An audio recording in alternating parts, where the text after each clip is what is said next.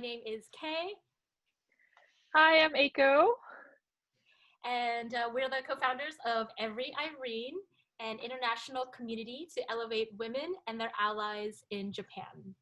And today's guest is super special. Her name is Antoinette Klatzky. So I'm going to go ahead and give a brief introduction to some of the amazing things she's up to. She is the executive director of the Eileen Fisher Leadership Institute, the co-producer and host of Women Together, an initiative that was spearheaded by Eileen Fisher, the fashion designer. Before that, she had a long career within this organization. She was started off as a strategy and operations partner, did a lot of program director work, and beforehand was at Sarah Lawrence College, doing community partnerships as an interim director. And she's also heavily involved with the Presencing Institute, amongst a lot of, local initiatives regarding empowering women in her area in New York. So without further ado, Antoinette, welcome. Yay, welcome. Thank you. Yes. I'm super excited to have you on. Yes.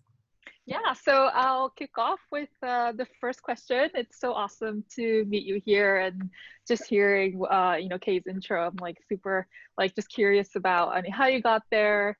So our first question is really if you could tell us where you were 3 to 5 years ago. Did you ever imagine yourself doing what you do today? Spearheading all these amazing initiatives that Kay just mentioned.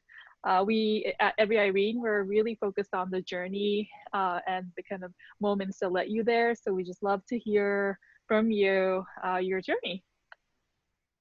Cool. Thank you, Aiko. Thank you, Kay. And thank you, Irene. It's really fun to just see the initiative and what you all are doing. What I can share about my journey, I would say, I feel like every moment is sort of an evolving experience. It's not like now I got here and now, I feel like, either done or sort of oh, where was I 5 years ago and now that I'm here, this is it.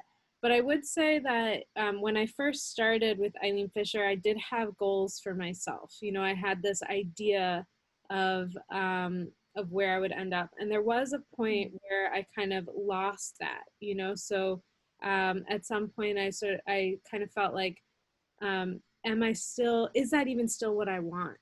And I think that's where it's not just for me about having set a goal and reach this title or this position, or, even in a business setting, or let's say entrepreneurial or even intrapreneurial. I don't think it's just about, hitting this target for me. It's really been about, am I aligned with what's really important to me? And am I aligned with my own sense of well-being, my own sense of purpose? And when that is in alignment, then, I feel like, oh, okay, that's really good. That's great. And then I can move forward. Often, as soon as I hit that point of I'm in alignment, then I just fall back out of it. It's kind of like meditation, where we'll be meditating for a while and kind of, oh, there it is. And then it's just as you feel that moment, it's knocked right off again. So I think that's, it's not necessarily a direct, where was I 5 years ago and where am I now? But really it's more of an evolutionary process of staying in alignment and continuing to check myself every few years, months, weeks, moments. So, yeah. Yeah, I love that, Antoinette. And we spend so many evenings and many glasses of wine, always talking about these topics and sort of, are we fulfilling our highest potential for the purpose that we are here to serve, right? So another, question that we want to ask you, and I'm sure our Every Irene community as well is interested in, is how do you define, success? so widely talked about, achievement and, as you mentioned, goals and hitting them. And, in your terms, how do you define what that success is?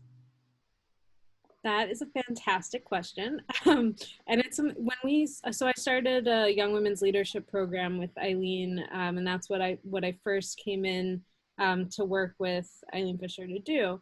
And my mother, when I was a kid, she would say, success is the achievement of a worthy goal. And I was like, okay, cool, I'm on it, and then when I was starting this leadership program for young women with Eileen, I really started to question that, and I said, well, what is it that would, help each young woman actually feel empowered? Because, what is empowerment even? Is it just a transference of power? Is it, because there are these power structures in our world that exist, but there's also this internal power, of feeling like I can do it, or a sense of, I work with the Presencing Institute, as you mentioned, a sense of action confidence, that I can feel confident to take action, that I can feel confident to actually make a move in my life, So it's like opening that up. And for that to happen, for either of those things, either for those external power dynamics to shift, for me to step into a position of power, let's say, or for the internal power, energetic kind of shift, which they're very interrelated. But in order for any of those things to happen, I have to do two things. One is I have to feel like I'm an expert on my own experience, and I have to feel that I can define success for myself.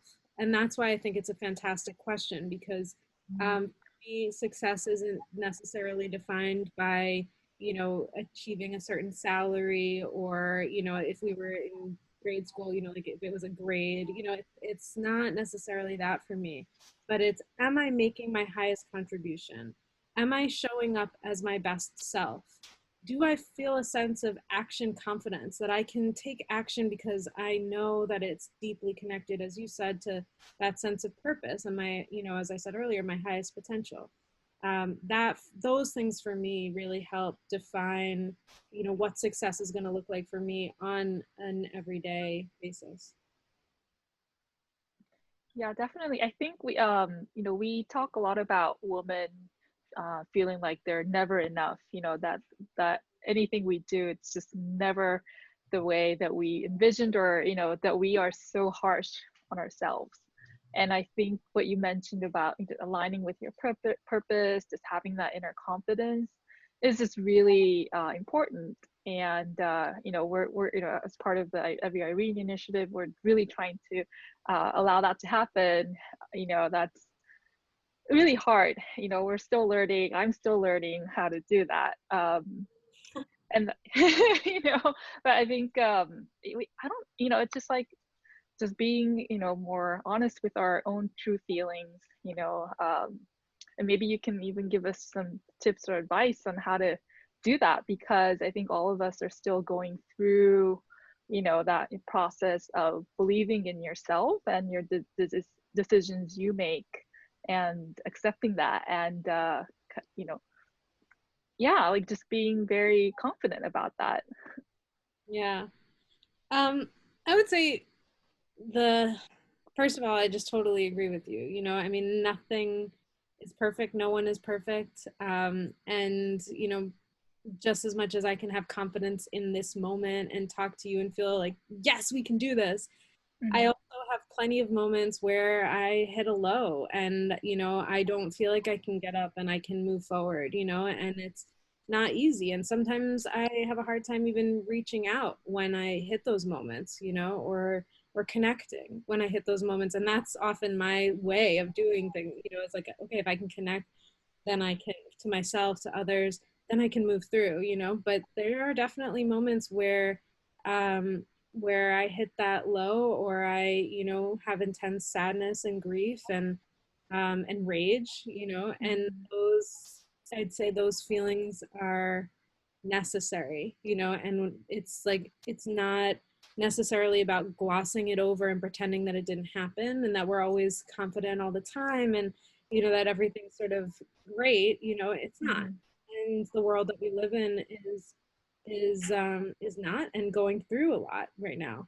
So I think that it's actually about accepting reality. It's that that when I have those feelings of I don't feel like I'm enough, or I feel like I'm useless, or whatever it is, that it's about sitting with that feeling and not saying, well, it should be different. I should feel confident. I should feel great. It's like, okay, I don't right now, and yeah, right. Because once you start saying should, then you're also putting more pressure on yourself to be like, I should be this, yeah, totally.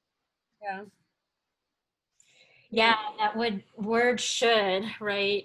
And shouldn't, right? And like what's the standard? Who set that standard? And why are you measuring yourself against that standard? Right? No, I love it. Yeah, thank you, Antoinette, so much for kind of sharing what goes on, and for being, this, I hesitate to say this word vulnerability, because I feel like it's kind slightly overused, but at the same time, I also feel like it's not mainstream enough yet. So thank you for showing that vulnerability, right? And saying that there are those times where you don't feel like enough, and you just, quite frankly, you feel low. And like you said, like sometimes I feel useless. And I know I have those moments too, right? And I feel like it's being able to say that in a space, in a safe space like that. And when other people, our hopes are when other people hear you say that, it's like, oh, I'm not the only one, right? I feel like that all the time when I hear, like, even right now, even though we've had so many discussions about this, every time I hear somebody say that, I'm just like, oh yes, that's right. Like, I'm not the only one that ever feels like this. So thank you for owning that. So at every Irene is our fictitious muse, an ambitious, courageous woman who inspires others by owning who she is and turns her dreams into reality by taking action. And she inspires by dreaming and doing. And so we at Every Irene believe that there is an Irene in all of us. So our next question to you is, can you tell us of a moment when you did feel like an Irene, where you had this, like, oh, this is my Every Irene moment?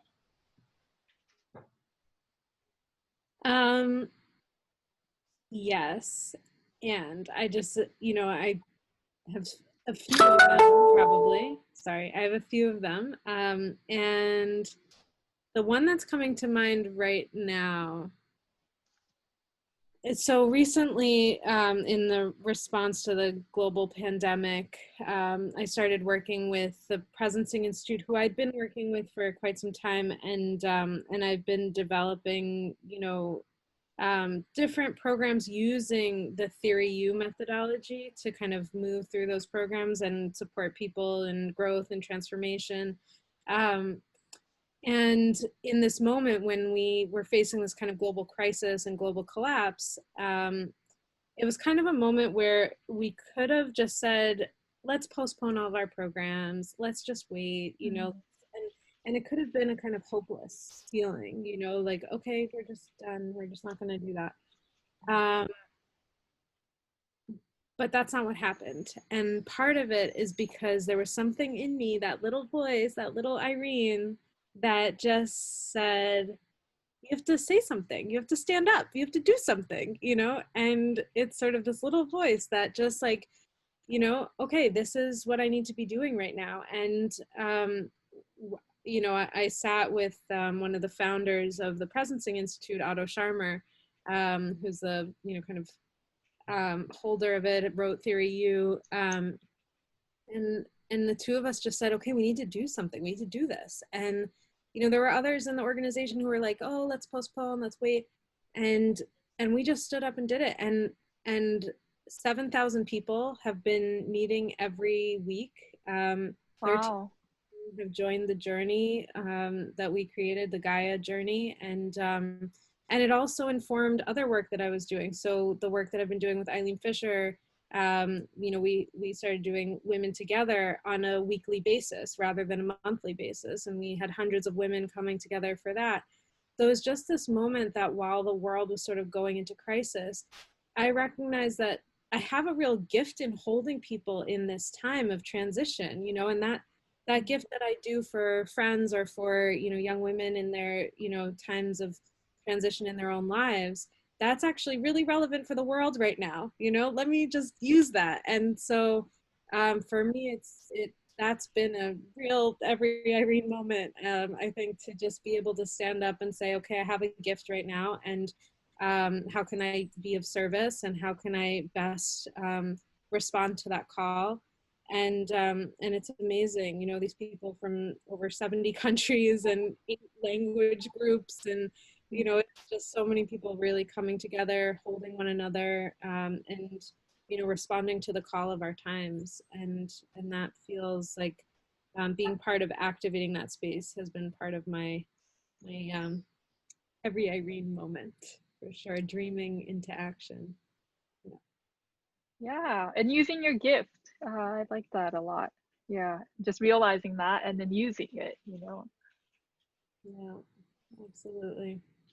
I love it. And I've been to several of the Eileen Fisher Women Together's event. I must say Antoinette is very, very, very talented in and holding that space in a way that's very welcoming, and, you know, it welcoming of whoever you are, whatever age, race, religion, or background.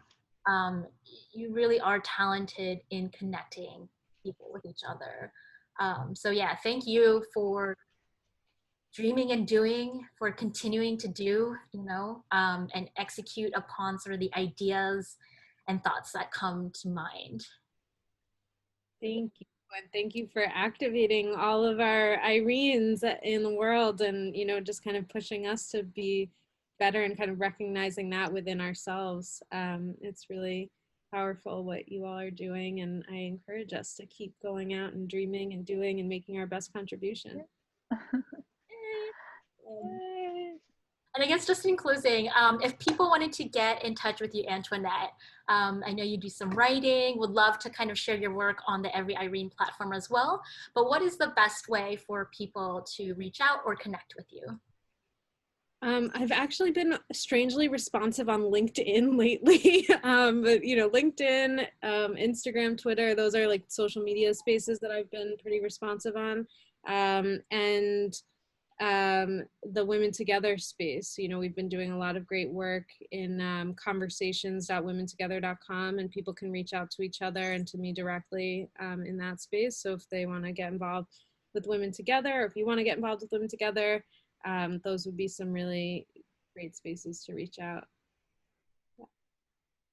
Awesome. Thank you so much.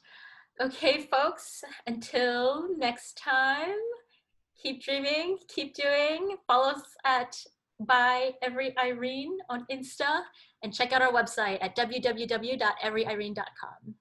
Thank you.